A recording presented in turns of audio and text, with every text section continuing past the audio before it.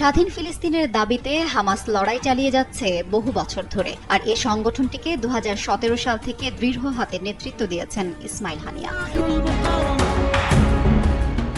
এই নেতৃত্ব দিতে গিয়ে গাজায় ইসরায়েলের হামলায় হারিয়েছেন 3 ছেলে, নাতি-নাতনি সহ পরিবারের আরও অনেক সদস্যকে। তারপরও গত 10 মাস ধরে চলা হামাস ইসরায়েল যুদ্ধে শক্ত হাতে নেতৃত্ব দিয়েছেন তিনি। 1962 সালের 29 জানুয়ারি গাজা উপত্যকার আল শাতি শরণার্থী শিবিরে জন্মগ্রহণ করেন ইসমাইল আব্দুল সালাম আহমেদ হানিয়া। 1948 সালে আরব ইসরায়েল যুদ্ধের সময় তার বাবা মা বর্তমান ইসরায়েলের অন্তর্গত আসকালানের বাড়ি থেকে উদ্বাস্তু হন। গাজার আল আজহার ইনস্টিটিউট এবং ইসলামিক বিশ্ববিদ্যালয় থেকে লেখাপড়া শেষ করেন তিনি। বিশ্ববিদ্যালয়ে পড়ার সময় 1983 সালে তিনি ইসলামিক স্টুডেন্ট ব্লকে যোগ দেন। হামাসের সহ প্রতিষ্ঠাতা শেখ আহমেদ ইয়াসিনের সহযোগী হিসেবে কাজ করার পর তার পদোন্নতি হতে থাকে।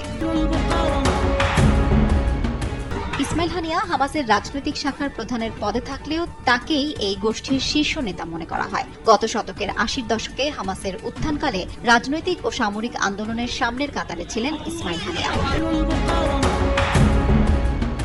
1989 সালে তাকে 3 বছরের কারাদণ্ড দেয় ইসরায়েল। এরপর 1992 সালে আরও কয়েকজন হামাস নেতার সঙ্গে হানিয়াকে ইসরায়েল ও লেবানন সীমান্তের শূন্য রেখায় ছেড়ে দেয় তেল আবিব। 1 বছর নির্বাসনে থাকার পর ইসমাইল হানিয়া গাজায় ফেরেন।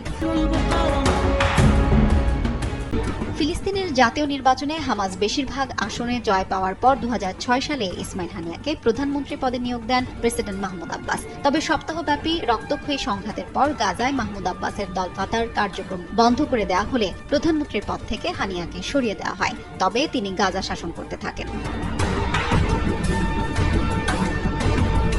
পরে 2017 সালে ইসমাইল হানিয়া হামাসের রাজনৈতিক ব্যুরোর প্রধান নির্বাচিত হন। পরের বছর ইসমাইল হানিয়াকে সন্ত্রাসী তকমা দেয় যুক্তরাষ্ট্রের পররাষ্ট্র দপ্তর। ইসমাইল হানিয়া ইসরায়েলের টার্গেট ছিলেন। গত কয়েক বছর ধরে ইসমাইল হানিয়া কাতারে বসবাস করে আসছিলেন।